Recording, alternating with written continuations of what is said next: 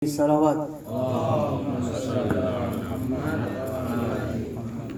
Allahumma salli ala Muhammad wa ala ali Muhammad. Allahumma salli ala Muhammad wa ala ali Muhammad.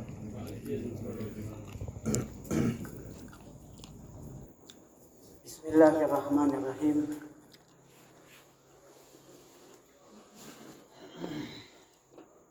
Assalamualaikum ya Rasulullah. A'dam Allah ujuraka biwafati. Assalamualaikum ya Amirul Mu'minin. Ya Ali ibn Abi Talib alaihim assalam. A'dam Allah ujurakuma biwafati Zahra. Assalamualaikum ya Hasan bin Ali. Assalamualaikum ya Husain bin Ali. A'dam Allah ujurakuma biwafati ummikuma. Qala tis'at a'immatin min hulki. A'dam Allah ujurakum jami'an.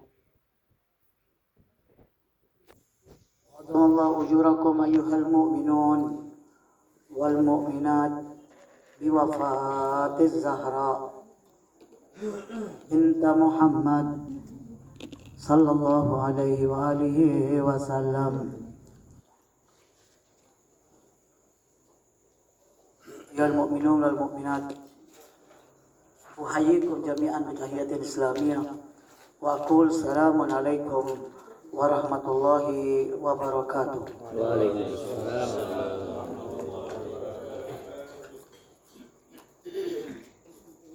Malam hari ini kita mengenang peristiwa wafatnya putri Rasulullah sallallahu alaihi wa alihi wasallam. Seorang wanita yang sangat dicintai Rasulullah dan sangat mencintai Rasulullah. Seorang wanita yang sejak kecil selalu berada dekat Rasulullah dan selalu membela Rasulullah sampai akhir hayatnya. Wanita yang begitu agung di mata Rasulullah, di mata suaminya Ali bin Abi Thalib, di mata putra-putranya, putrinya, dan keturunan-keturunannya, serta di mata para pengikut baginda Rasulullah sallallahu alaihi wa alihi wasallam. Tetapi besarnya dan agungnya wanita ini, hari ini kita melihat dengan nyata, ternyata juga tidak banyak yang mengenang peristiwa kelahirannya dan peristiwa wafatnya. Hanya beberapa gelintir dari sekian banyak kaum muslimin yang mengenang peristiwa yang berkenaan dengan lahir maupun wafatnya putri Rasul ini. Kita tidak akan melihat terlalu jauh. Di kota Lombok ini pun mungkin yang mengenang lahir dan wafatnya putri yang begitu agung ini mungkin hanya beberapa ratus, bahkan tidak sampai beberapa ribu dari sekian juta penduduk yang ada di kota ini, yang ada di pulau ini. Yang kita syukurin bahwa Allah kemudian menunjukkan kepada kita dan mengenalkan kepada kita wanita yang sangat agung ini, sehingga kita mengenalnya dan memperingatinya hari lahirnya maupun hari wafatnya. Salah satu yang ingin saya sampaikan yang begitu agung dari putri Rasul ini, beliau berkali-kali diikutkan oleh Allah dalam ayat-ayat yang Allah turunkan kepada baginda Rasul. Ada puluhan ayat yang turun dan Sayyidah Fatimah termasuk di dalamnya. Begitu banyak. Yang ingin saya sebutkan malam hari ini hanya ada dua. Yang pertama, ayat yang begitu agung, yang berbunyi, A'udzubillahi samil alim minasyaitonir rajim. Bismillahirrahmanirrahim. Innallaha wa malaikatahu yusholluna 'alan nabi. Sesungguhnya Allah beserta seluruh jajaran malaikatnya berselawat kepada nabi ini, kepada baginda Rasul. Dan Allah memerintah agar seluruh kaum mukminin yang beriman berselawat kepada nabi ini. Dan itu hukumnya menjadi begitu serius. Ketika Rasul ditanya, bagaimana salawatnya ya Rasul? Maka Rasul ucapkan, Allahumma salli ala Muhammad wa ali Muhammad.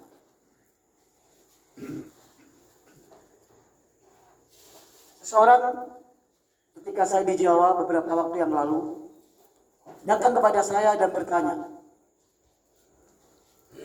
Ustaz, sebenarnya saya bingung bagaimana selawat yang benar kepada Rasul ini. Pakai wa'ali atau tidak pakai wa'ali? Karena sekarang jadi polemik besar. Langsung saya jawab, jika Anda ingin tahu selawat yang benar, Anda coba lihat kepada sesuatu yang wajib. Dan kaum mukminin tidak akan berselisih. Sesuatu yang wajib adalah sholat. Dan dalam sholat Anda wajib baca selawat. Bagaimana bunyinya selawat itu? Saya bilang, itu pasti selawat yang benar. Karena tidak mungkin sesuatu yang masih diragukan akan dimasukkan dalam sesuatu yang wajib.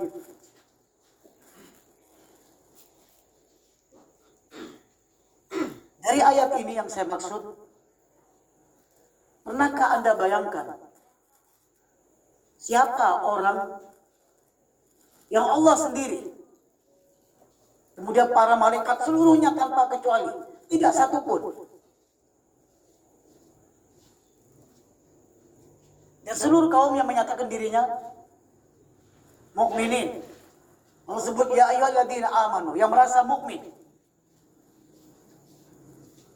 agar juga membaca selawat. Siapa orang ini yang Allah sendiri menyampaikan selawat kepadanya? Para malaikat, seluruh manusia yang beriman, kata Allah harus berselawat kepada orang ini. Kita tidak bisa bayangkan bahwa Allah yang tidak dibatasi ruang dan waktu. Setiap detiknya, mungkin setiap apapun. Bahkan ketika Anda membaca selawat, para malaikat membaca selawat.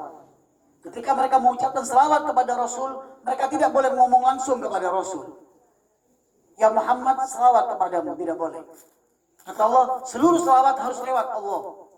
Karena itu kita membacanya Allahumma salli. Ya Allah, sampaikan selawat. Anda tidak menyampaikan langsung ke Rasul, tapi melalui Tuhan. Atau kadang kita ngomong, Ya Rabbi, salli. Wahai Rabb, wahai yang mengatur alam semesta, sampaikan selawat. Jadi kita ketika menyampaikan selawat itu, seluruhnya, malaikat, manusia, semuanya melalui Tuhan. Sehingga Tuhan sendiri yang menyampaikan kepada Rasul. Siapa orang ini? Yang Tuhan sendiri selalu menyampaikan. Jika ada selawat dari manusia, Tuhan menyampaikan. Jika dari malaikat menyampaikan, Tuhan yang menyampaikan.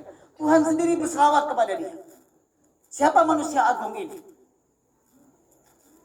Rasul menyampaikan bahwa yang dimaksud dengan orang yang diselawati ini adalah pasti beliau. Kemudian setelah itu kata Rasul, keluarganya. Karena itu kita selalu ngomong, sallu alaihi wa sallimu, kita langsung, Allahumma salli ala Muhammad wa ali Muhammad. Dan keluarga Rasulullah. Dan salah satu dari keluarga yang dimaksud ini adalah Sayyidah Fatimah Az-Zahra. Sayyidah Fatimah Az-Zahra adalah salah seorang yang dimaksud dari orang yang Allah selalu berselawat kepadanya. Senantiasa, tanpa putus. Kita bisa hitung hari ini, jumlah kaum muslimin yang 1 miliar, setiap sholat dia membaca selawat. Belum di acara-acara lain. Kira-kira berapa miliar sehari Rasul dan keluarganya yang Allah sucikan ini menerima selawat dari Tuhan langsung, bukan dari kita. Siapa manusia ini? Andai kata kita ini disapa oleh Allah sekali melalui Rasul misalnya, Allah berkirim salam kepada kita sekali aja, kita tidak bisa bayangkan bagaimana agungnya kita itu. Bahkan jika Anda disapa oleh Rasul sekali aja seumur hidup, Anda sudah bisa bayangkan bagaimana Anda akan merasa agung. Anda disapa Rasul. Bagaimana dengan orang yang senantiasa Allah sendiri yang berselawat?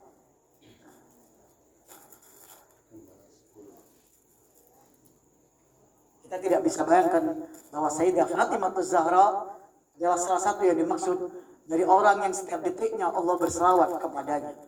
Dan seluruh selawat di alam ini cuma boleh melalui Tuhan untuk disampaikan kepada orang-orang ini. Jadi jelas yang pertama saya ingin tekankan tadi, ada puluhan ayat yang berkenaan dengan Sayyidah Fatimah Az-Zahra. Salah satunya adalah ayat selawat di mana Allah menyampaikan sendiri selawatnya kepada Rasul dan keluarganya. Yang kedua, ayat satu saat ada satu orang bertanya kepada saya. Kata orang ini, Ustaz, tunjukkan pada saya dalil kenapa harus ikut Ahlul Bait. Kenapa? Kenapa harus Sayyidah Fatimah Az-Zahra? Kenapa Ali? Kenapa Hasan dan kenapa Husain? Tunjukkan pada saya ayat yang menunjukkan saya harus ikut. Tapi jangan perlu dikomentari. Jangan ditafsir-tafsirkan. Karena penafsiran kadang berbeda-beda. Komentar bisa berbeda-beda. Maka saya sampaikan ayat yang kedua. Yang begitu agung. Yaitu ayat yang berbunyi di surat Al-Ahzab 33. Bahwa Allah berfirman, "Innama yuridullah yudhibankum rijsa ahlal bait wa yutahhirakum tathira." Allah ini menghilangkan kekotoran, lalu mensucikan. Diulang lagi, sesuci-sucinya.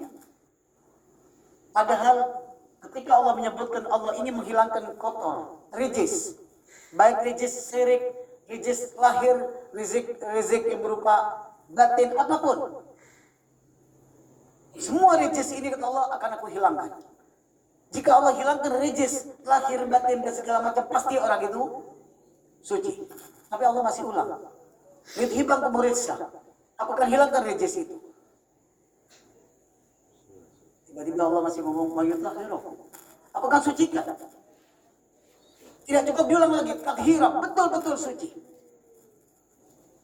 Supaya tidak ada lagi keraguan terhadap orang-orang ini. Lalu saya sampaikan kepada orang tadi. Yang pertama, kepada siapa ayat ini turun?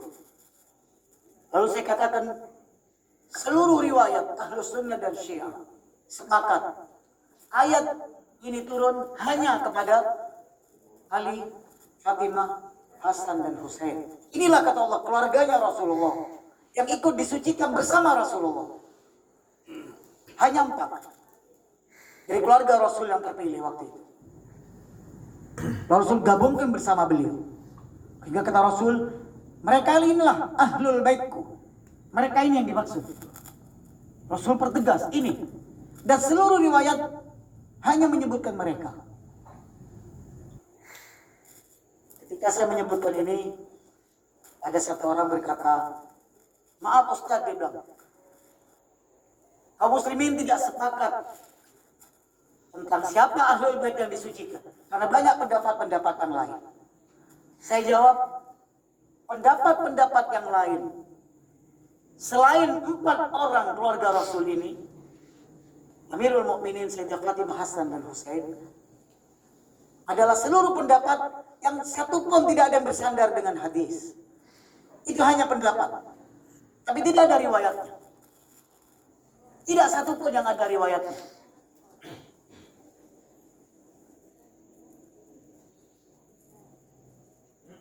ada yang memasukkan keluarganya, ada yang memasukkan segala macam. Saya bilang tidak ada riwayat.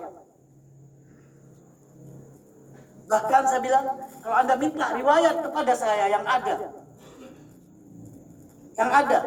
dari Ahlus Sunnah, saya bilang adalah riwayat yang Rasul berkata kepada istrinya, Ummu Salamah, kata Rasul, engkau tidak termasuk dalam Ahlul Bait yang disucikan, tapi engkau orang baik. Yang memasukkan tidak ada, tapi yang mengeluarkan ada. Artinya tidak ada satu riwayat pun. Karena itu saya tadi sampaikan, sepakat Sunni dan Syi'i bahwa yang dimaksud ayat penyucian ini hanya 4 orang dari keluarga Rasul yang Rasul masukkan. Tidak ada yang lainnya. Ini sepakat. Tidak ada riwayat selain mereka. Kalau pendapat mungkin banyak, tapi riwayat tidak ada. Riwayat hanya tertuju pada mereka aja. Lalu saya sebutkan, jika Anda dengan saya sudah sepakat, Allah menyucikan mereka sesuci-sucinya, tanpa noda, tanpa kotor, tanpa rijis, tanpa apapun. Dan mereka yang dimaksud hanya 4 orang ini, karena memang dari awal Allah sudah ngomong innama, hanya. Innama artinya meringkas, cuma mereka, kata Allah. Kalau saya terjemah begitu, hanya, cuma. Tidak ada yang lain. Kalau 4 orang ini yang dimaksud dan mereka suci sesuci-sucinya. Kalau saya sebutkan pada orang tadi, Anda kan tadi tanya, kenapa kita mengikuti Ahlul Bait? Ketika Anda hidup sekarang di dunia ini, Anda tanpa melihat agama, tanpa melihat apapun. Bukankah di dunia ini Anda dalam seluruh hal yang paling remeh, selalu milih hal-hal yang bersih, selalu milih hal-hal yang suci? Anda memakan, Anda cari makanan yang bersih. Anda mau minum, Anda cari minuman yang bersih. Anda mau duduk, Anda cari tempat duduk yang bersih. Anda tidak suka yang kotor. Anda tidak suka yang tidak dijamin. Selama ada yang menjamin ini bersih, Anda pasti mengambilnya. Meninggalkan yang lain. Dalam hal yang paling remeh. Makanan, baju, tempat tidur, apapun. Anda pasti selalu mengutamakan yang lebih bersih. Lalu saya jawab, jika Allah membersihkan orang ini, mensucikan orang ini sesuci-sucinya, lalu kenapa Anda mengambil yang lain? Anda justru mengambil yang lain ketika Allah yang menjamin orang-orang ini. Tapi ketika saya yang menjamin Anda, ini makanan yang bersih, Anda langsung ngambil. Ini minuman bersih, Anda minum. Tapi ketika Allah yang menjamin orang ini suci, sesuci-sucinya, kenapa Anda tidak jadikan dia tolak ukur? Kenapa Anda tidak jadikan dia panutan? Sehingga dengan ayat ini saya bilang menunjukkan wajibnya kita mengikuti orang-orang yang Allah sucikan sesuci-sucinya. Jika Anda memang dalam seluruh hidup Anda terbiasa hidup bersih. Kenapa orang ini dijamin Tuhan? Nah, dari 2 ayat ini saya hanya ingin menekankan bahwa orang yang kita peringati malam hari ini adalah orang yang Allah sendiri berselawat kepada orang ini. Kemudian Allah sucikan orang ini sesuci-sucinya. Sehingga muncullah riwayat dari baginda Rasul. Yang pertama di Bukhari, di mana kata Rasul menyebutkan marahnya Fatimah, marahku. Ridhonya, ridho. Dan marahnya Rasulullah jelas marahnya Tuhan.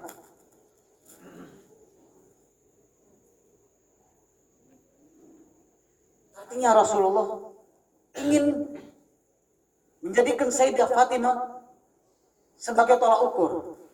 Bahwa jika Sayyidah Fatimah marah atau Sayyidah Fatimah ridho, maka itu murni kata Rasulullah, itu ridhoku, marahku. Dan Rasul ini orang yang seluruh hidupnya kata Allah dibimbing wahyu, tidak pernah keliru, tidak pernah salah. Ucapannya, perbuatannya, semuanya. Jika Rasul begini, maka kata Rasul, Fatimah ini jika marah, marahku. Jika ridho, ridho.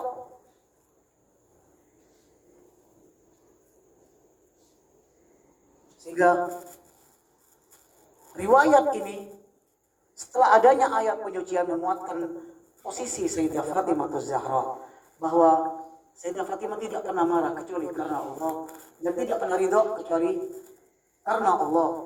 Sehingga ridhonya beliau ridhonya Allah, marahnya beliau marahnya Allah.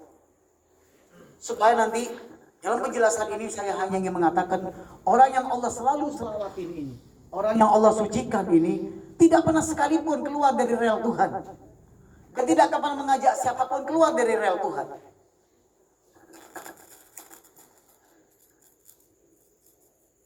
Apapun yang dilakukannya. Tapi ternyata jika ada sesuatu yang dilakukan Sayyidah Fatimah Zahra, tidak semua kaum muslimin kemudian berpendapat beliau yang benar. Setelah adanya salawat dari Tuhan, penyucian dari Tuhan, posisi itu ternyata mereka tidak paham bahwa posisi Sayyidah Fatimah Zahra bukan sekedar posisi putri Rasul, tapi sebagai satu wanita yang Allah sebut sebagai manusia yang suci yang Allah selawati. Agar Anda yakin orang yang Allah selawatin ini tidak akan pernah berbuat keliru. Orang yang Allah sucikan ini tidak akan pernah terletak pada dirinya sebuah kekotoran, penistaan. Tidak akan pernah. Sehingga Anda menjadi yakin bahwa ketika Anda mengenang beliau, yang Anda harapkan adalah ridhonya Rasul. Dan ridhonya Rasul, ridhonya Allah. Ini yang kita hanya akan lakukan pada malam hari ini. Mencari keridhaan Allah, keridhaan Rasul dengan mengenang orang-orang yang Allah dan Rasulnya jadikan orang ini sebagai tolak ukur. Sayyidah Fatimah Zahra. Sehingga beliau, saya ingin kasih tahu, Sayyidah Fatimah bukan sekedar putri Rasul yang kita kenang lahir, besar, meninggal. Tapi Sayyidah Fatimah salah satu rujukan agama. Sayyidah Fatimah salah satu pilar agama ini.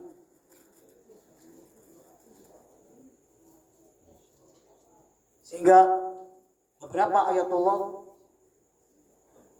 menyampaikan fadail, kelebihan-kelebihan, mensyarahi ucapan-ucapan Sayyidah Fatimah, tetapi mereka semua sepakat yang kita tahu dibilang cuma zahirnya dari riwayat-riwayat itu, tapi kita tidak bisa mengenang Sayyidah Fatimah sebagaimana mestinya. Kita tidak tahu dibilang posisi apa yang Allah berikan, apa yang Allah berikan kepada putri ini, seperti apa sebenarnya. Dibilang kita tidak pernah mengenal itu, kita tidak bisa menggapainya. Yang bisa menggapai hanyalah Allah, Rasul, dan para imam maksum. Tahu siapa putri ini? Bagaimana kita akan mengenang seorang wanita yang begitu agung ini, di mana gelarnya adalah Sayyidatun Nisa'il Alamin, pemimpin seluruh wanita penghulu semesta alam ini. Mulai dari al-awwalin kata Rasul sampai wal-akhirin, yang awal sampai akhir, dia pemimpinnya. Ketika hidup, salah satu manusia yang paling banyak dicium tangannya oleh Rasulullah adalah Sayyidah Fatimah Zahra. Dikatakan setiap Sayyidah Fatimah datang ke rumah Rasul, Rasul mencium tangannya, lalu mencium lehernya. Tapi jika Sayyidah Fatimah datang ke rumah Rasul, Sayyidah Fatimah mencium tangan Rasul.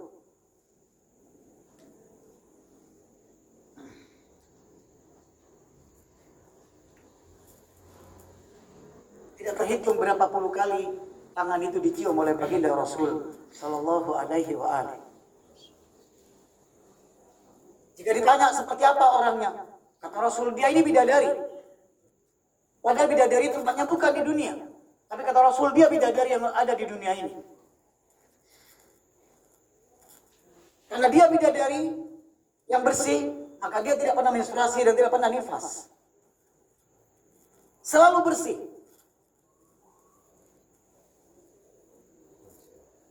Jika meninggal, dikatakan besok, melalui riwayat yang begitu kuat, Sayyidah Fatimah ketika akan melewati Siratul Mustaqim, seluruh mata kata Allah, pejamkan mata kalian.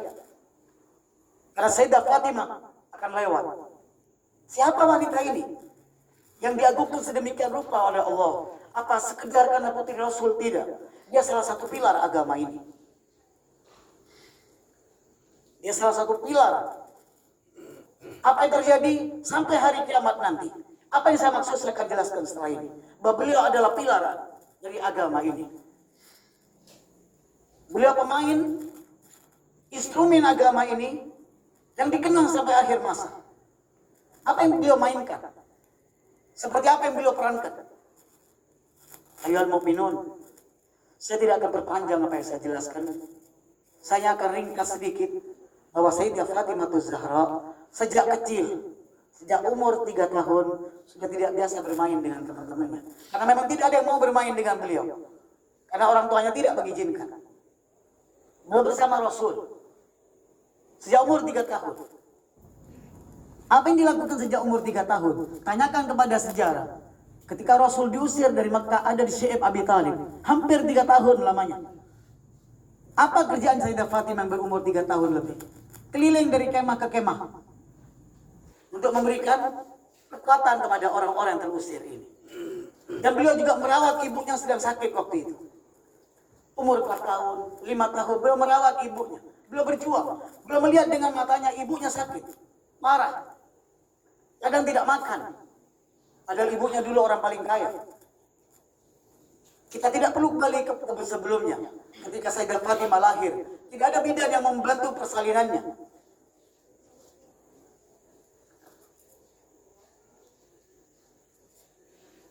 Umur 3 tahun tidak pernah bermain. Ditinggalkan. Begitu masuk 5-6 tahun ibunya sudah berwasiat. Kau akan meninggal. Dan berkata, wahai Fatimah, setelah meninggalku nanti engkau harus mengurus ayahmu seluruhnya. Kata Sayyidah Fatimah, iya ibu. Beliau menerima wasiat itu. Sehingga sejak umur 5-6 tahun, beliau yang mengurus Rasul. Apakah dengan umur 5-6 tahun itu mengurus Rasul, lalu mengurusnya mungkin kurang baik? Untuk tahu apakah Sayyidah Fatimah sudah mengurus baginda Rasul dengan baik atau tidak, tentu yang bisa menjawab cuma baginda Rasul. Kata Rasul, Fatimah adalah ibuku. Kenapa Rasul berkata begitu? Kata Rasul, aku diperlakukan oleh Fatimah Zahra seperti aku ini anaknya. Padahal aku ayahnya. Anda bagaimana seorang ibu memperlakukan anak? Begitu Sayyidah Fatimah memperlakukan baginda Rasul. Dan ini ucapan dari baginda Rasul sendiri. Dia adalah ibu dari ayahnya, kata Rasul. Bayangkan titel ibu diberikan kepada putrinya ini. Ibu adalah sebuah titel seorang pejuang yang memperjuangkan putranya tanpa pamrih. Memberikan seluruhnya kepada putranya. Itu ibu. Dan kata Rasul, Sayyidah Fatimah ini adalah ibu bagiku. Sehingga ketika Anda mengatakan posisi ibu, Anda bisa bayangkan bagaimana jika orang berseberangan dengan ibunya Rasulullah. Jelas ini bukan ibu secara fisik. Karena beliau putrinya bukan ibunya. Tapi ini berarti ibu non fisik. Lalu ibu apa yang dimaksud? Jelas. Rasulullah ingin menekankan posisi beliau sebagai seorang pilar agama, sebagai syariat. Nah, dalam posisi seperti ini, sampai umur 6 tahun, Sayyidah Fatimah terus berjuang menemani Rasul. Dulu jika Rasul dilempar dengan kotoran, Ibunda Khadijah yang bangkit, membersihkan, merawat. Sekarang Sayyidah Fatimah Zahra. Sampai umur 9 tahun. Ditinggal ibunya, ditinggal kakeknya. Satu demi satu. Pindah ke kota Madinah. Lalu jadi tenang. Tidak. Begitu pindah ke kota Madinah, mulailah peperangan demi peperangan. Peperangan yang dipaksakan kepada baginda Rasul. Apa peran Sayyidah Fatimah dalam seluruh peperangan ini? Peran Sayyidah Fatimah yang teragung adalah satu. Anda yang jadi seorang ayah, Anda yang jadi seorang ibu, Anda sudah merasakan umur. Pernahkah Anda bayangkan jika Anda melihat putra Anda terluka? Atau putra Anda jatuh? Atau putra Anda mengalami kecelakaan atau apapun? Bagaimana bingungnya Anda hari itu? Rasanya semua yang Anda memberikan. Anda akan lakukan apapun demi putra Anda. Anda rela menjauh kan? Pindah keluar kota rela. Kemanapun rela. Banting tulang rela, semua rela. Dan Anda melakukan itu dengan senang hati. Demi apa? Demi anak-anak Anda. Bayangkan Sayyidah Fatimah yang oleh Rasul diposisikan ibu. Ketika di kota Madinah, kata Sayyidah Fatimah, dalam seluruh peperangan itu Rasul tidak berangkat perang kecuali rumah terakhir yang dipamitin, rumah Sayyidah Fatimah. Dan rumah awal yang didatengin adalah rumah. Tahu apa posisi ini? Posisi ini Rasul ingin menyampaikan bahwa Rasul ketika pulang dari peperangan belum membawa luka-luka. Imam Ali pulang dari peperangan membawa luka-luka.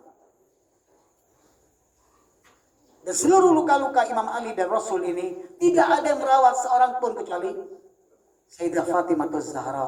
Kata Sayyidah Fatimah, demi Allah, aku rawat luka-luka itu dengan air mataku, bukan dengan tanganku. Aku bakar kadang tikar untuk menutupin luka-luka.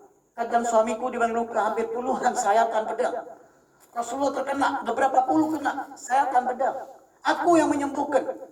Bagaimanakah perasaan Sayyidah Fatimah yang berkali-kali melihat ini dan tidak boleh berhenti? Anda jika punya anak terjatuh mungkin Anda akan larang lagi. Jangan begini, biar tidak jatuh lagi. Tapi ini peperangan dipaksakan. Hari ini luka, sembuh, perang lagi. Luka, sembuh, perang lagi. Terus begitu. Dan Sayyidah Fatimah yang melihat luka-luka itu. Yang merawatnya. Begitu selesai dirawat, baru Rasul pulang. Aku yang melihat luka itu. Aku yang merawatnya.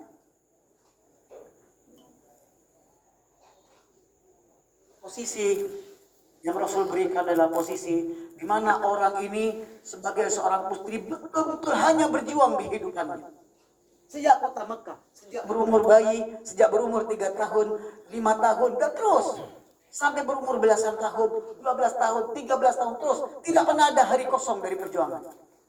Belum belajar. Tidak ada wanita yang belajar kepada Rasul sebagaimana Sayyidah Fatimah Az-Zahra. Yang paling banyak bertanya, yang paling banyak belajar dari seorang wanita, Sayyidah Fatimah Az-Zahra. Sehingga berapa kali beliau menyampaikan sesuatu, Imam Ali yang mencatatnya. Ketika diktian Sayyidah Fatimah, agar Imam Ali ingin mengabarkan kepada orang, ini loh ucapan-ucapan Sayyidah Fatimah. Silakan dinilai, sampai hari kiamat. Tulisan-tulisan itu abadi, sampai hari ini. Sehingga muncul yang disebut dengan Sahifah Az-Zahra. Ucapan-ucapan beliau. Jadi orang ini posisinya bukan sekedar posisi putri, tapi dia salah satu pilar dari agama ini. Kapan Sayyidah Fatimah memenangkan pilar ini yang paling agung? Kapan? Anda tahu, kita dalam mata Ahlul Bait seringkali menjelaskan bahwa Rasul punya posisi sebagai Nabi. Dan Imam Ali punya posisi sebagai imam, sebagai wasi. Ini kita sepakatin dalam mazhab Ahlul Bait. Tidak ada Rasul setelah Nabi. Yang ada wasi, pengganti, imam. Ketika Rasul mengangkat Amirul Mukminin, mulai dari awal Rasul menjadi Nabi ketika melantik, sampai akhir hayat di Ghadir Hum, Rasul mengangkat posisi Amirul Mukminin. Posisinya adalah sebagai imam, sebagai wasi. Ini kita yakinin dari mata Ahlul Bait. Berdasarkan ayat-ayat dan riwayat yang begitu banyak. Posisi ini. Posisi Amirul Mukminin sebagai wasinya Rasul. Sebagai imam yang Allah wajibkan kita taat kepadanya. Posisi ini adalah posisi syariat. Posisi Imam Ali sebagai suami Sayyidah Fatimah adalah posisi menantu Rasulullah. Tapi posisi Imam Ali sebagai imamah adalah posisi syariat. Dia bagian dari pilar agama. Posisi ini bukan posisi keluarga Rasul, tapi posisi agama. Sehingga tidak cukup Abu Lahab berkata, Rasul ini ponakanku. Tidak cukup. Karena ketika Abu Lahab menyebutkan Rasul, maka Abu Lahab ingin mengatakan posisi Rasul sebagai seorang pembawa risalah. Karena itu begitu Abu Lahab melawan, Allah melaknatnya. Walaupun dia ini pamannya. Kenapa? Ini posisi syariat, posisi agama. Allah tidak peduli lagi dengan paman, dengan siapapun. Ketika yang dibicarakan posisi agama, posisi syariat. Maka begitu juga dengan Amirul Mukminin. Ketika Allah berkata dia imam, dia man kuntu maula fada aliyun maula. Posisi ini kata Allah bukan posisi keluarga Rasul, tapi posisi syariat, posisi agama. Yang ini harus kita pahami itu. Maka Sayyidah Fatimah Az-Zahra, ketika Rasul berkata posisi Ali adalah posisi imamah, maka Sayyidah Fatimah juga punya kewajiban untuk menjadikan Imam Ali sebagai imamnya. Kenapa? Beliau juga punya kewajiban itu. Beliau kena kewajiban sebagaimana yang lain. Apa yang beliau lakukan dengan posisi imamah ini? Sayyidah Fatimah hidup bersama Rasulullah. Dan Sayyidah Fatimah menaruh posisi Rasul sebagai pembawa risalah. Dengan posisi yang begitu agung. Sehingga kata Rasul, seluruh risalah yang kubawa ini Sayyidah Fatimah mengamalkannya. Yang aku bukan larang dari syariat ini, Sayyidah Fatimah semuanya meninggalkannya. Betul-betul Rasulullah ini diperlakukan oleh Sayyidah Fatimah bukan sebagai ayah saja, tapi sebagai orang yang membawa risalah. Seluruhnya dikorbankan oleh Sayyidah Fatimah. Kebahagiaannya adalah ketika bersama ayahnya, ketika membela ayahnya, ketika mengobati ayahnya, ketika duduk dengan ayahnya, ketika berbicara dengan ayahnya. Semua yang dilakukan bersama ayahnya, kata Sayyidah Fatimah, itulah posisi aku yang paling bahagia. Ketika melihat ayahnya sebagai pembawa risalah. Posisi kedua nanti, yaitu posisi suaminya. Beliau tidak lagi melihat Imam Ali dalam posisi suami. Kadang beliau harus melihat posisi Imam Ali sebagai imam. Ini yang harus beliau lihat sebagai imam. Posisi ini dibilang posisi yang begitu agung. Dan Sayyidah Fatimah juga punya kewajiban terhadap posisi ini. Karena itu apa yang terjadi? Sayyidah Fatimah mulai melihat, bayangkan seluruh penderitaannya mulai kota Mekah sampai di kota Madinah. Ketika peperangan berpuluh-puluh kali memaksa beliau harus melihat, hadir, mengobati, dan segala macam. Seluruh penderitaan ini ternyata tidak berakhir ketika Rasul sudah menaklukkan kota Mekah. Ketika Islam sudah mulai menyebar kemana-mana. Ketika Ghadir Hum sudah hadir 120.000 yang hadir. Bukan yang muslim. Tapi yang hadir 120.000. Berapa jumlah muslimin waktu itu kita tidak tahu. Yang jelas menurut riwayat yang hadir di Ghadir Hum hampir 120.000. Bayangkan sudah berapa banyak sekarang pengikut ayahnya. Mungkin ratusan ribu pengikut Rasul pada waktu Sayyidah Fatimah akhir-akhir hayat baginda Rasul. Anda bisa bayangkan, ternyata di akhir-akhir ini ketika Rasul sudah punya pengikut ratusan ribu, punya kekuatan yang begitu ditakutin dimanapun, tiba-tiba Sayyidah Fatimah harus hadir. Dan ini riwayat lagi yang menyampaikan, beliau harus hadir di kota Madinah. Dan riwayat yang menyampaikan, beliau harus melihat akhir hidup dari ayahnya yang begitu dicintainya, yang beliau korbankan seluruhnya untuk Rasul ini. Tiba-tiba Sayyidah Fatimah menjadi saksi sejarah sebagai orang yang mengagungkan Rasul pembawa risalah, yang mengagungkan suaminya sebagai imamah. Tiba-tiba beliau melihat di akhir hayat Rasul berkata, berikan padaku tinta dan kertas, akan kutuliskan sebuah wasiat. Tiba-tiba orang berkata, jangan berikan. Rasul mengigau. Rasul bicara yang tidak-tidak. Jangan diberikan. Ini di akhir hayat. Hanya sekitar 2 hari sebelum Rasul wafat. Dan Sayyidah Fatimah hadir dalam kondisi seperti itu. Kata Rasul pada Sayyidah Fatimah, apa yang terjadi ini ayah? Sehingga Rasul marah. Kata Rasul, keluar kalian semuanya. Rasul marah. Sayyidah Fatimah melihat posisi risalah ini digoyangkan ketika Rasulnya belum wafat. Belum dikubur. Beliau harus hadir menyaksikan ini. Apa yang beliau lakukan setelah itu? Beliau menyampaikan.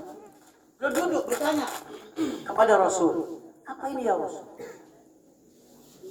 Rasul banyak menyampaikan. Wahai Fatimah, dibilang besok setelah wafatku akan banyak lagi kejadian-kejadian lebih dari ini. Bersabarlah waktu itu sampai engkau bertemu dengan aku.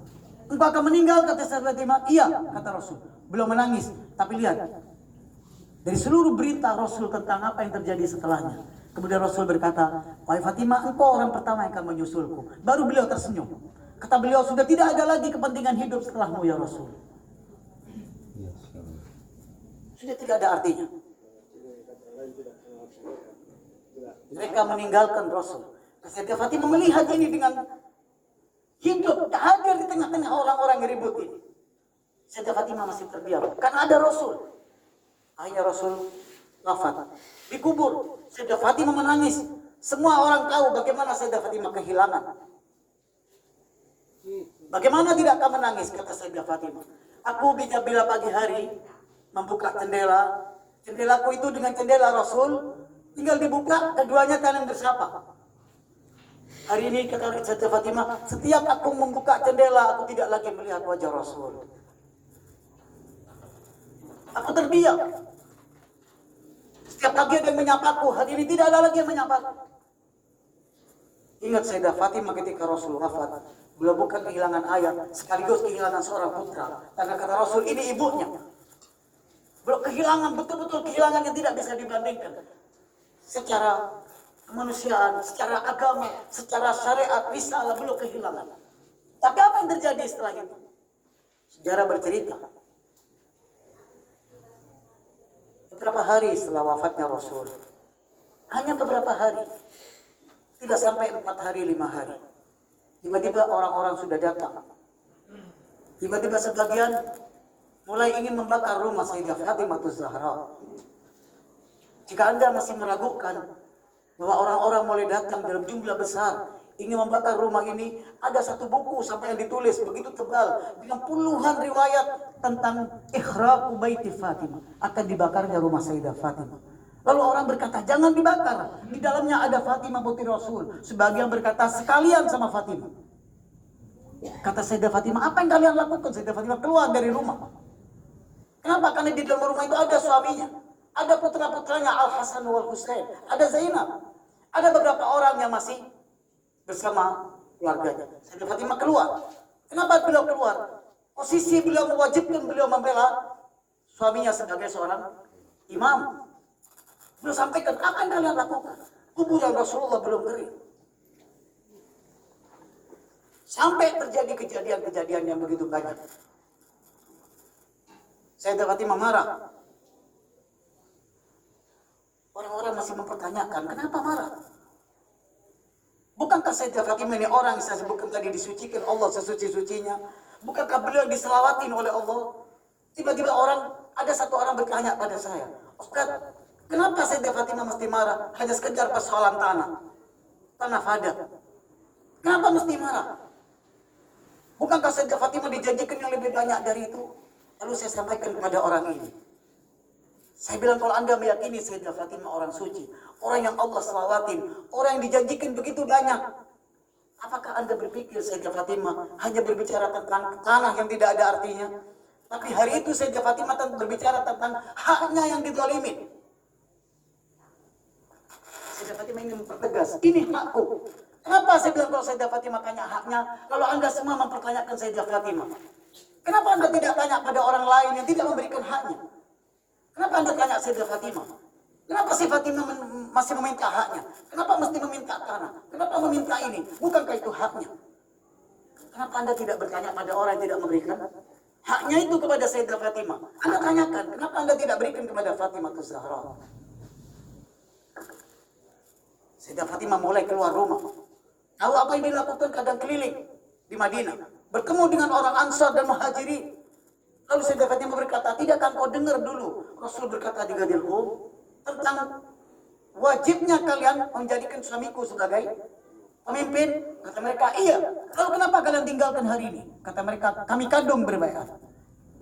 Sayyidah Fatimah keliling satu demi satu, didatangin orang-orang ini. Kenapa beliau keliling? Sebagai istri tidak, beliau keliling sebagai orang yang wajib juga menjadikan Imam Ali sebagai imam. Beliau keliling, tapi tidak dapat sambutan. Begitu sudah tidak dapat sambutan, beliau sudah melihat perlakuan orang-orang ini. Haknya sudah diambil, tanahnya diambil, suaminya tidak diberikan jabatan yang sebenarnya, tidak lagi diperlakukan yang sebenarnya. Ketika seluruhnya sudah tidak ada lagi, ayahnya sudah meninggal. Orang-orang sudah melihat rumah Sayyidah Fatimah adalah salah satu rumah yang dijadikan sebagai rumah oposisi.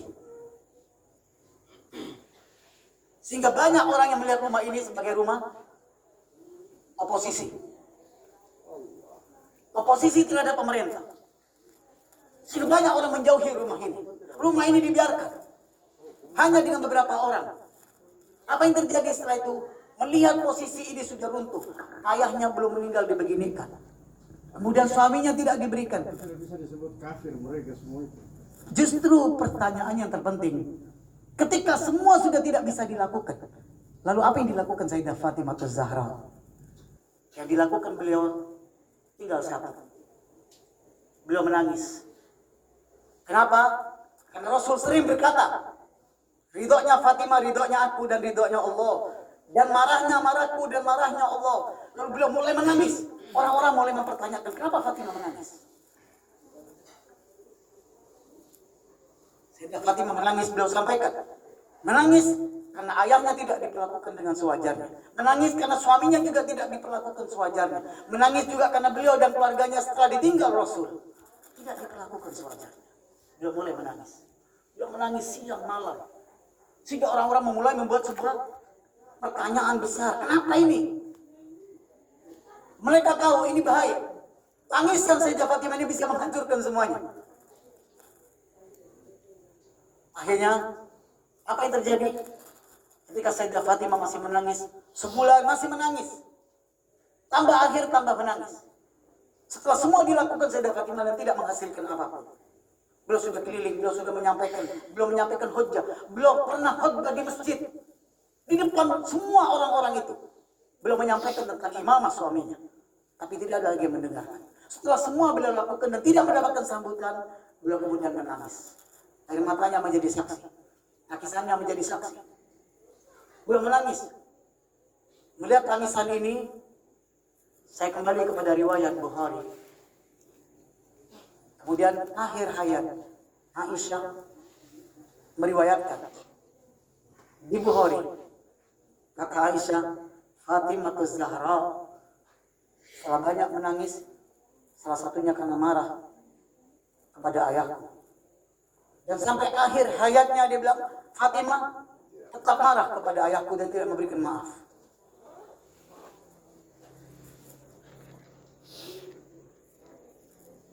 Ibn Qutaybah dalam kitab Imamah wa Siyasah meriwayatkan satu saat Sayyidah Fatimah dalam kondisi menangis melihat perlakuan ini semua. Kemudian Imam Ali datang. Kata Imam Ali, wahai putri Rasulullah, ini datang kepadaku dua khalifah untuk bertemu denganmu. Kemudian mereka masuk bersama suaminya Amirul Mukminin. Kemudian Sayyidah Fatimah tidak mau melihat dan melihat ke dinding. Kemudian kata Sayyidah Fatimah, kalian berdua pernahkah dengar kata Rasul bahwa marahku marahnya Allah dan ridhoku ridhonya Allah dan ridhoku juga ridhonya ayahku? Kata mereka berdua, iya. Ketahuilah, kata beliau, demi Allah dan seluruh malaikat sejajarannya, aku tidak ridho kepada engkau berdua dan bukan engkau berdua di hadapan Allah, para malaikat dan di depan ayahku besok. Ini membuat Sayyidah Fatimah marah. Beliau marah. Dan apa yang dilakukan cuma menangis. Beliau selalu menangis. Subhanallah. Ini yang saya ingin sampaikan terakhir. Begitu menangis, orang sudah tahu ini bahaya. Nangiskan Sayyidah Fatimah ini bahaya. Ini bisa menggoncangkan seluruh kota Madinah. Orang mulai datang kepada Sayyidah Fatimah melalui suaminya Ali. Kata mereka, wahai Ali, sampaikan ke Sayyidah Fatimah itu. Tangisannya membuat kita terganggu. Setelah Imam Ali menyampaikan ke Sayyidah Fatimah, ya Allah, aku ini dulu orang yang paling dicintai oleh ayahku. Aku dulu orang yang dihormati. Tapi begitu ayahku meninggal, aku menangis pun mereka protes dan terganggu. Padahal aku cuma menangis di dalam rumah. Apakah tangisan Sayyidah Fatimah pakai speaker mungkin? Enggak, dia di dalam kamar menangisnya. Di dalam rumah, tapi orang tahu dia menangis. Itu yang membuat mereka semua takut. Kata mereka, suruh berhenti menangis. Kata Sayyidah Fatimah, baik sudah. Kalau kalian merasa terganggu dengan tangisanku, kata Sayyidah Fatimah, biarkan aku malam hari menangis di rumah. Pagi hari sampai sore aku menangis di kuburan Baqi. Dia bawa Al-Hasan wal Husain setiap pagi dimandikan, selesai ke kuburan Baqi, lalu mulai menangis. menangis, ingin menyampaikan bahwa beliau melihat sendiri apa yang terjadi setelah wafatnya Rasulullah. Beliau tidak kuat melihat semuanya ini. Apa yang sudah dibangun oleh Rasulullah 23 tahun. Dengan seluruh luka-luka yang beliau lihat setiap peperangan, hari ini sudah beliau melihat tergeser. Suaminya tergeser. 23 tahun beliau melihat ayahnya berjuang bersama beliau. Beliau melihat luka-lukanya, beliau melihat segalanya. Perjuangan-perjuangan itu beliau lihat. Sejak beliau lahir sudah melihat. Sampai Rasul wafat. Apa yang terjadi? Sayyidah Fatimah menangis hanya di dalam rumah pada malam hari. Begitu siang hari beliau menangis di Baqi. Tiba-tiba besoknya beliau menangis, datang pulang dengan wajah merah. Kata Imam Ali, putri Rasulullah, kenapa wajahmu merah begini? Kata Sayyidah Fatimah Zahra, wahai suamiku, kemarin aku menangis di kuburan Baqi di bawah sebuah pohon, sehingga aku terlindungi dari teriknya matahari. Tapi hari ini wahai suamiku, dia bilang, pohon itu sudah ditebang, sehingga aku menangis di bawah terik matahari sepanjang hari. Kata Imam Ali, apa yang mereka lakukan kepadamu wahai putri Rasulullah? Mereka tidak prihatin dengan tangisanmu, justru mereka menebang pohon yang sedang menaungimu. Imam Ali kemudian membakar rumah-rumahan. Kata Imam Ali, aku yang berikan sendiri nama pada rumah ini. Ini rumah tangisan putri Rasulullah. Kata Imam Ali, nama rumah ini Baitul Ahzan, rumah ratapan Sayyidah Fatimah Zahra. Kemudian di dalam rumah kecil itulah, di bawah pelepah kurma, di atas pasir, kuburan-kuburan Baqi, Sayyidah Fatimah menangis, menyampaikan semuanya, sampai pada akhirnya beliau sudah tidak kuat lagi. Lalu beliau mulai di rumah. Sementara membantu beliau, Ummu Aiman. Banyak membantu Sayyidah Fatimah Zahra. Tiba-tiba pada akhir, setelah seluruhnya terlewatin oleh Sayyidah Fatimah tanpa keluhan, tidak pernah di depan suaminya Imam Ali Sayyidah Fatimah mengeluh. Tiba-tiba di akhir hayat, akhir kehidupannya, hari itu kata Ummu Aiman, aku melihat putri Rasulullah ini tiba-tiba berubah. Yang biasanya terlihat menangis, lemah, tiba-tiba hari itu dia mencuci seluruh baju-baju Al-Hasan wal Husain, baju Zainab, baju suaminya. Dan Ummu Aiman tidak diberikan pekerjaan. Kata Sayyidah Fatimah, duduk. Lalu beliau mulai memasak. Kata Ummu Aiman, tunjukkan padaku wahai putri Rasulullah, apa maksud semua ini sehingga kau melarang aku memasak hari ini, mencuci dan segala macam. Ketahuilah, kata Sayyidah Fatimah, tadi malam ayahku sudah datang dan berkata, hari ini Allah akan memanggilku. Ini adalah masaan terakhirku untuk putra-putriku, untuk suamiku, dan ini cucianku yang terakhir juga untuk mereka. Biarkan ini terakhir, dibilang, aku berbuat untuk mereka. Karena mereka hari ini terakhir melihatku. Tapi jangan sampaikan dulu kepada putra-putraku, kata Sayyidah Fatimah. Hari itu semuanya disiapkan. Hidangan makanan disiapkan, baju-baju disiapkan. Imam Ali sedang sholat di masjid. Kemudian Sayyidah Fatimah berkata, aku akan masuk di kamarku. Ketika suaraku sudah hilang, dia bilang, maka berarti Allah sudah memanggilku. Sayyidah Fatimah masuk, Al-Hasan dan Husain duduk. Disiapkan makanan oleh Sayyidah Fatimah sendiri. Begitu masuk, suaranya sudah hilang.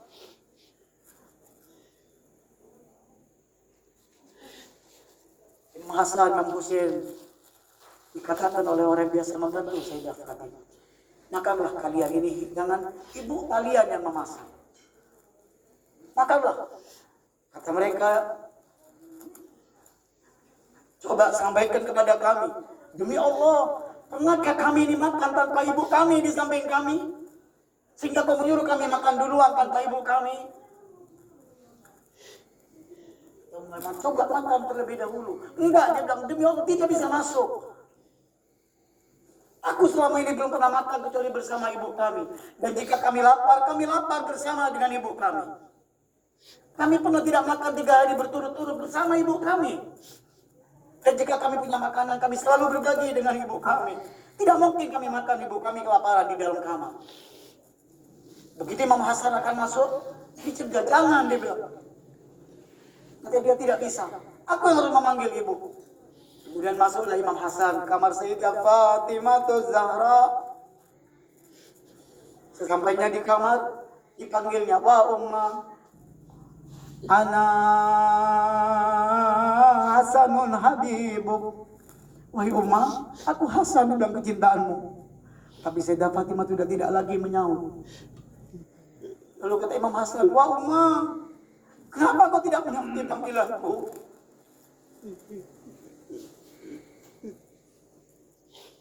Begitu Imam Hasan tidak disautin, Imam Hasan lari keluar, kemudian menarik tangan Imam Husain. Kata Imam Hasan, "Wah Husain, engkau kadang lebih dicintai mungkin oleh ibu kami. Coba engkau yang datang memanggilnya." Imam Husain masuk. Dari Imam Husain mulai memanggil, "Wah Umma, ana Husainun qurratu ainik."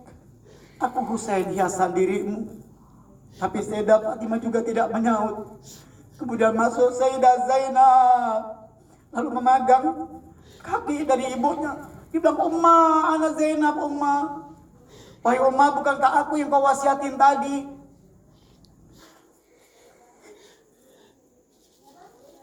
Tapi Sayyidah Fatimah tidak menyaut. Lalu mereka memanggil ayahnya Amirul Mukminin yang ada di masjid dan berkata, "Wahai ayah, ibu kami tidak menyaut." Lalu Imam Ali memasuki kamar itu. Lalu meletakkan kepala Sayyidah Fatimah di pangkuannya. Lalu Imam Ali memeluknya dan menangis. Kemudian Imam Ali berucap, "Inna lillahi wa inna ilaihi raji'un." Oh, telah meninggal orang yang seluruh hidupnya adalah perjuangan. Orang seluruh hidupnya bersama risalah. Orang yang seluruh hidupnya bersama imamah. Orang yang dijadikan Allah sebagai kecintaannya adalah kecintaan Allah, marahnya Allah. Orang yang diselawatin Tuhan, orang yang disucikan Tuhan. Tiba-tiba kata Imam Ali, dia telah pergi. Mendengar cerita Imam Ali, Imam Hasan dan Imam Husain kemudian menduduki dada Sayyidah Fatimah Zahra. Lalu menggoncang-goncangkannya dan berkata, "Wah Umma, jangan tinggalkan kami Umma." Kata Imam Ali, "Wahai putri Rasulullah, baru kemarin kau berwasiat kepadaku. Lalu bersama siapa anak-anak ini nantinya?"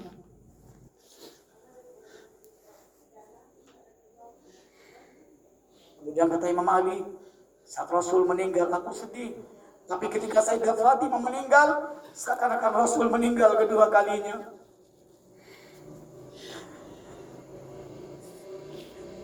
Begitu Imam Hasan menaiki dada Sayyidah Fatimah, tiba-tiba kedua tangan Sayyidah Fatimah merangkulnya. Lalu Imam Ali mendengar suara, "Ya Ali, jauhkan Hasan dan Husain dari ibunya, karena keduanya menangiskan malaikat di langit."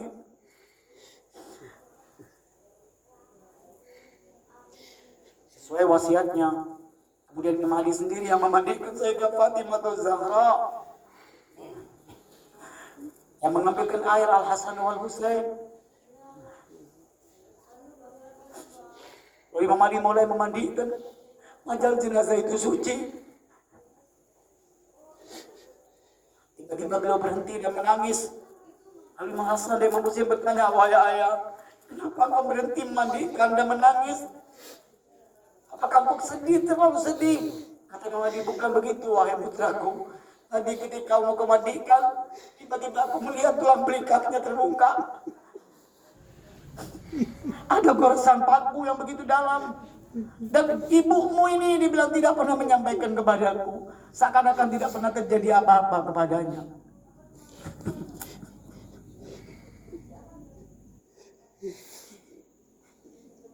Imam Ali menangis. Kata Imam Ali, "Kenapa wahai putri Rasulullah, kau tidak pernah menyampaikan apapun kepadaku?"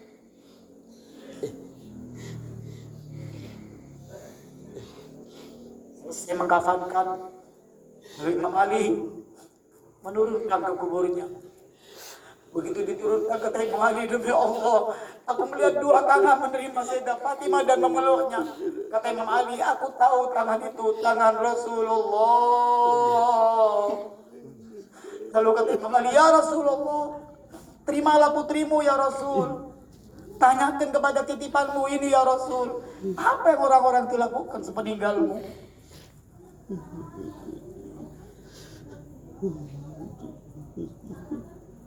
Tanyakan kepada Rasul.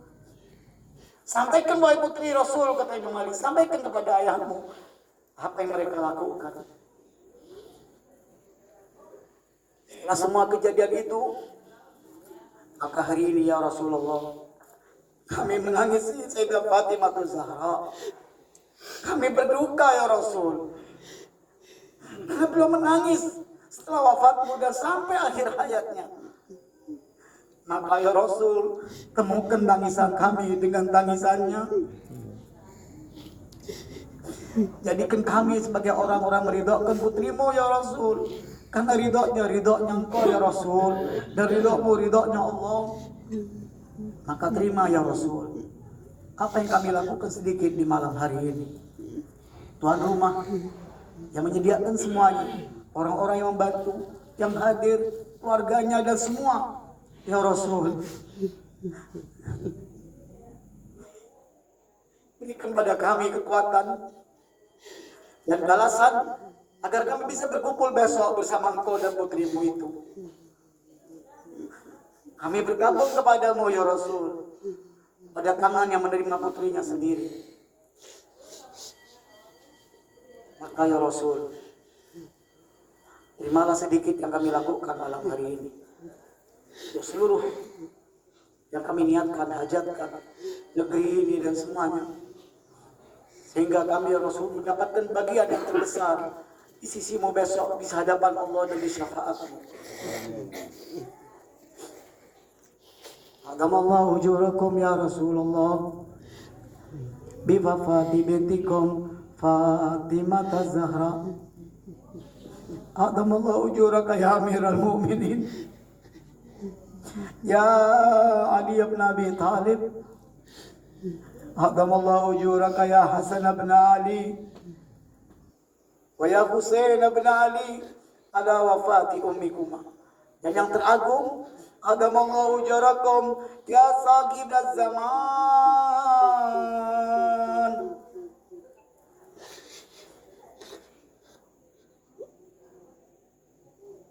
Permintaan saya terakhir, ya sahib az-zaman, bantu kami berdoa kepada Allah agar kami menjadikan kepentingan Ahlul Bait di atas kepentingan kami. Kami dulukan seluruh hal-hal berkenaan dengan Ahlul Bait dari semua unek-unek hati kami, sehingga apapun yang demi kemaslahatan Ahlul Bait kami akan lakukan. Kami akan dulukan dari seluruh kemaslahatan kami, kepentingan kami. Jadikan kami orang yang mengorbankan semuanya ya Allah ya Rasul, demi keridhaan Engkau ya Allah, Rasul dan Ahlul Bait, sehingga kami tidak menjadikan diri kami lebih depan dari mereka, tapi kami menjadikan mereka lebih depan dari kami. Dan itulah makna yang kita baca, waqaddamnaka baina yaday hajatina, dan kami akan kedepankan Engkau. Maka doa kita yang terakhir, ya Fatimah Zahra, ya binta Muhammad, ya qurrata ainir Rasul, ya sayyidatana wa maulatana, inna tawajjahna wastashfa'na biki ilallah wa qaddamnaki baina yaday hajatina, ya wajihatan illallah ishfa'i lana, ya wajihatan illallah ishfa'i lana, illallah ishfa'i lana, illallah. Sallallahu alaihi Muhammadin wa alihi tahirin. Walhamdulillahi rabbil alamin. Ala hadiniya kulli salihah al-fatihah wassalawat. صل على محمد وآل محمد اللهم صل على محمد وآل محمد اللهم صل على محمد وآل محمد